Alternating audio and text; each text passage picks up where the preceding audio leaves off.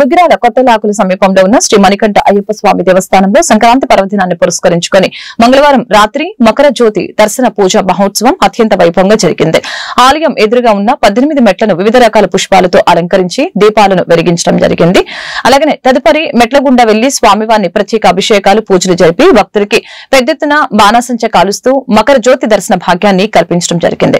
ఆలయ అర్చకులు రాజేష్ శర్మ ప్రత్యేక మంత్రాల నడుమ గ్రామంలోని మహిళలు భక్తులు అయ్యప్పల విశేషంగా పాల్గొన్నారు. తదుపరి వచ్చిన భక్తులకు తీర్థ ప్రసాదాలు పంపిణీ చేశారు. దీంతో గ్రామంలో పండుగ వాతావరణం నెలకొంది.